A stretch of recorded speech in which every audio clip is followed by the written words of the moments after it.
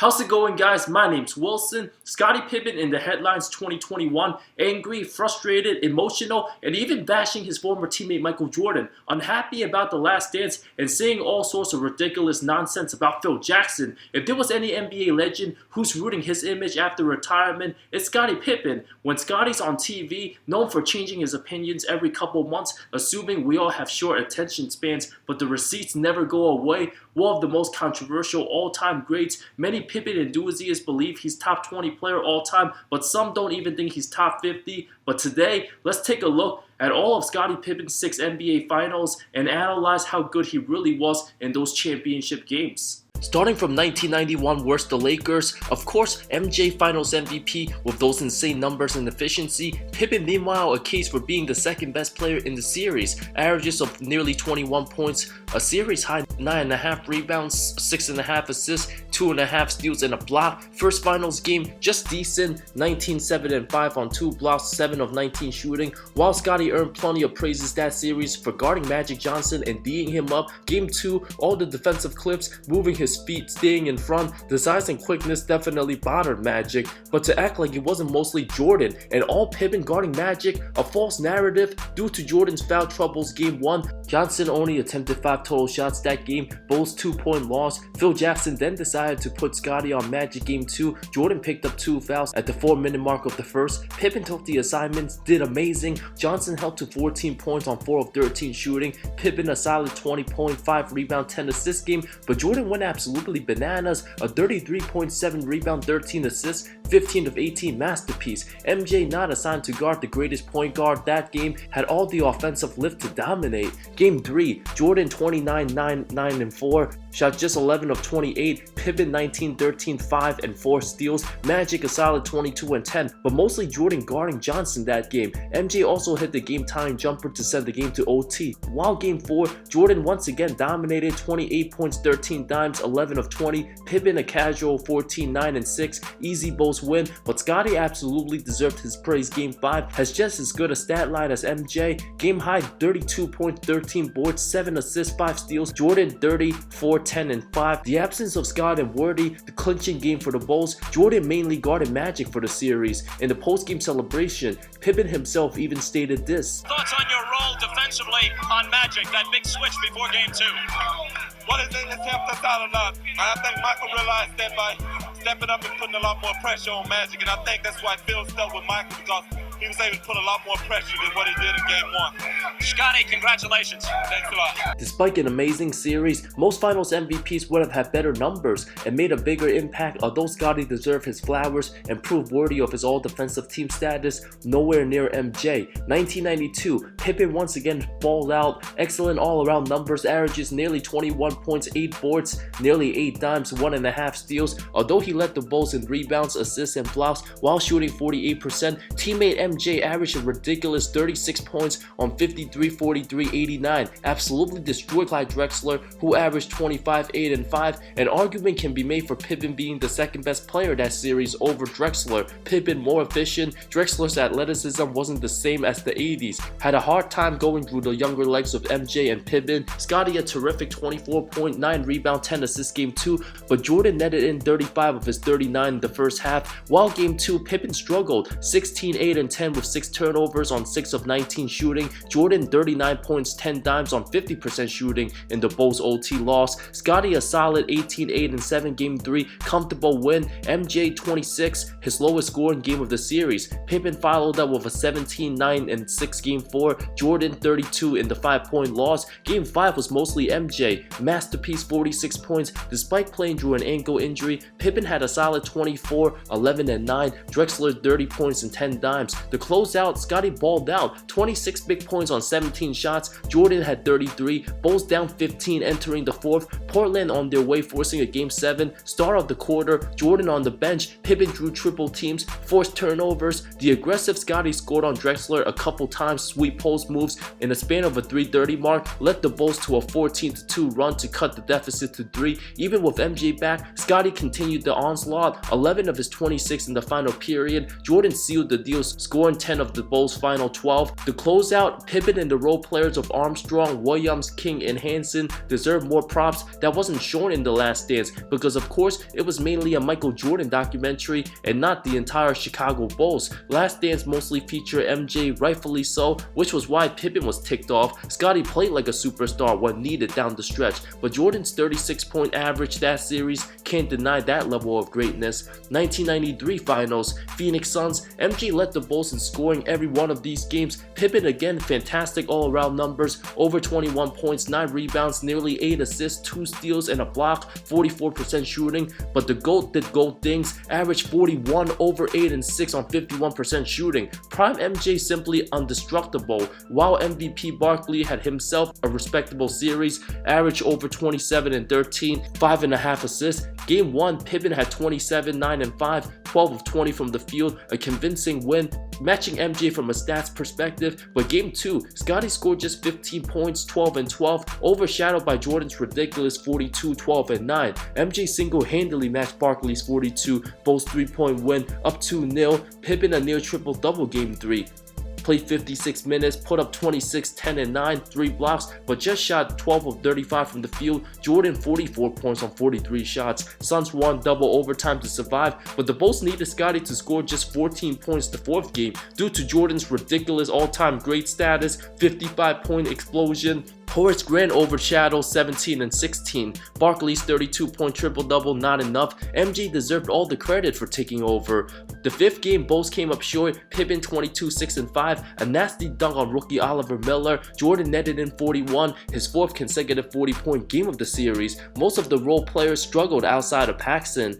The 6th game, the duo both showed up. MJ scored 33, Scottie 23, 12, 5 and 4. Sensational in the closeout, dunked in the face of Sir Charles with authority. Barkley 21 and 17. Scottie impact much needed. Although Paxson drained the dagger, the game plan was to find the open man after the defense paid attention to Jordan. First three-peat, Pippen, the perfect second option under Jordan. Super strong all-around numbers. Given the impact, there was no doubt Michael Jordan needed Scottie Pippen's production to win these championships without needing any Game 7s. The most famous NBA Robin of all time, Scottie increased his production in the finals compared to the regular season. Besides the field goal percentages, 91 to 93 Pippen, clearly better than some of the least impressive finals MVPs we've seen in 2014 Kawhi Leonard and 2015 Andre Iguodala. To put comparisons in perspective, each of the first three-peat for Scottie's performance can be described similar to James Worthy's finals. The 1988 Finals MVP winner averaged 22, over 7 and 4, and 87 Worthy, 21 a game, similar to Drexler in 95 being a second option to Prime Olajuwon. Had Scottie played on a team with Magic as the best player or with the 04 Pistons in replacement of Tayshaun Prince, Scottie would have certainly been in a great position to win a Finals MVP or two. No other player that's not a 25-point scorer teaming up with Prime MJ would have won Finals MVP over Jordan, plain and simple. Just like Magic needed Worthy, LeBron needed Wade and Kyrie, and Shaq needed Kobe, Jordan needed Pippen. On to the 96 Finals Supersonics, 4 of the 5 starters first team all defense. Defensive series, Bulls averaged just 93 points. The 30-year-old put up just under 16 points, 8 rebounds, 5 assists, over 2 steals, over a block, but shot just 34% from the field. Regular season, Pippen averaged around 19, 6 and 6, while Jordan had his worst final series, still averaged over 27 a game.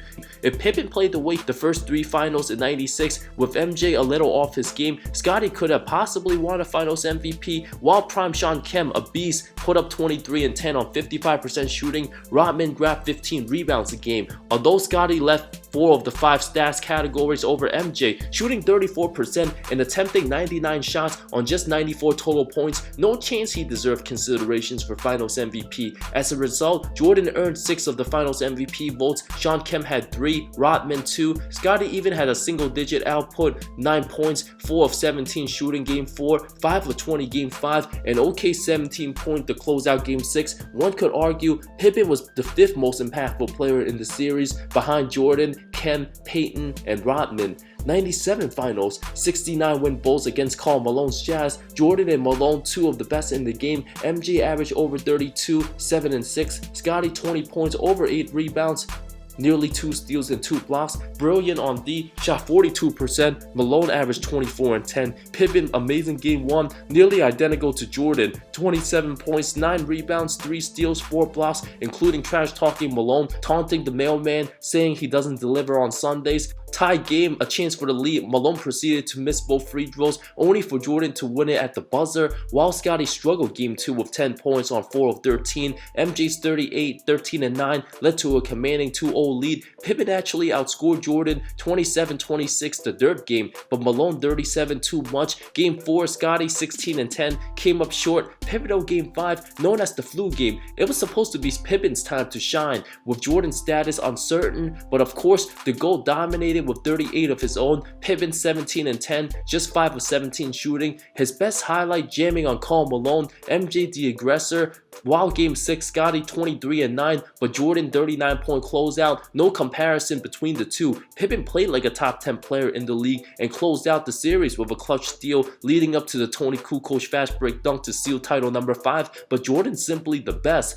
1998, the season of the last dance, where Pippen was supposed to be traded, delayed surgery, missed nearly half the season, but still played high level. No question, Jordan by far the finals MVP, still the best player in the game, averaged 33.5 points. Pippen just 15.7 points, 7 boards, 5 assists, 41% from the field. Malone 25 and 10. Each of the first 2 games, Pippen scored 21 points. His best game of the series, game 4, 28, 9 and 5, but Jordan 34 that game. While Scottie struggled with back pains, the 5th game, the Bulls nearly clinched the title. Pippen just had 6 points, 11 and 11, and abysmal 2 of 16 shooting. To close out game 6, Pippen hobbling, questionable return, but still effective to play 25 minutes, 8 points, 4 rebounds. His back was literally gone, but did all the little things to compete, while Jordan captivated his legacy, a 45-point closeout, solidifying basketball immortality. Pippen literally played his 2 worst finals games, 5 and 6 of the 98 finals.